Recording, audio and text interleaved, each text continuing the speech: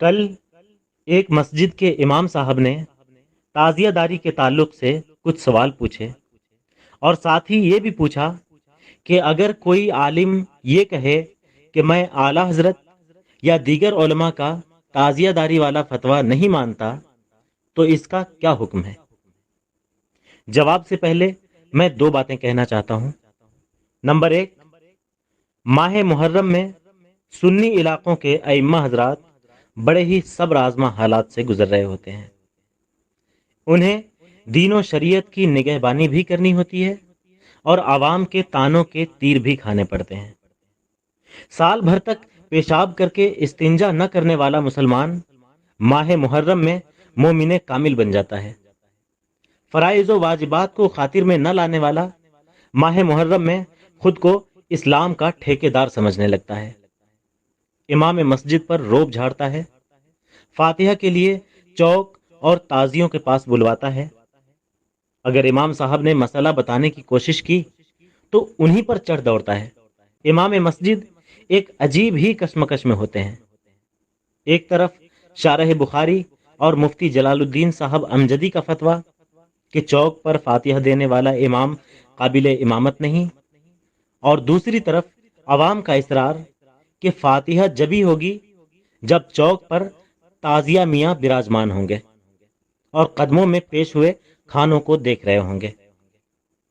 سال بھر تک ہر جمعہ میں خطاب کے ذریعہ عوام کو سمجھانے والا امام ماہ محرم میں حد درجہ بے بس نظر آتا ہے۔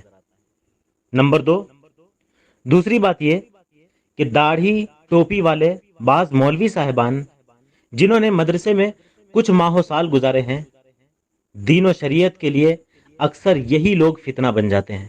نفس پروری کے سبب جو منہ میں آتا ہے بول جاتے ہیں۔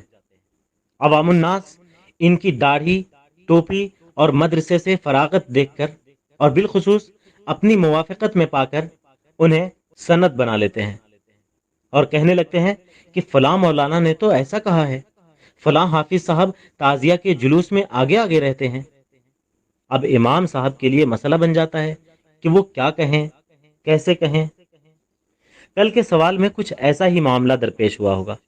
امام صاحب نے تعزیہ کے تعلق سے حضور اعلی حضرت کا حوالہ دیا ہوگا اور مولوی صاحب نے اپنے نفس کے خلاف جب امام احمد رضا کا فتویٰ پایا ہوگا تو ماننے سے انکار کر دیا ہوں۔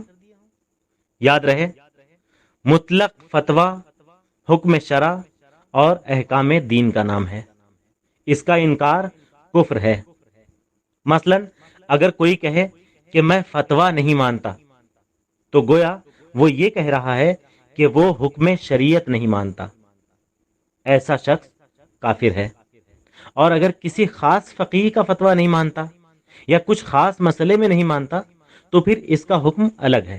تعزیہ داری کے باب میں امام احمد رضا کا فتویٰ نہ ماننا فسق اور شرارت ہے۔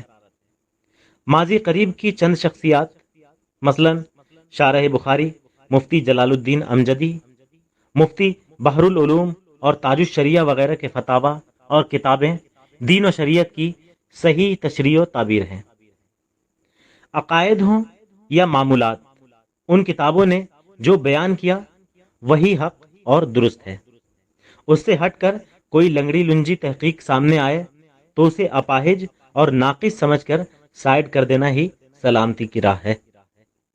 ایک اور بات بھی یاد رکھیے کہ دور حاضر کے جتنے بھی گمراہ اور مسلک اعلی حضرت کے باغی ہیں، سب نے پہلے اعلی حضرت کے کسی ایک فتوے کا ہی انکار کیا اور پھر رفتہ رفتہ اس کی سرکشی اتنی بڑھی کہ پورے مسلک بلکہ سنیت ہی سے انکار کر بیٹھا۔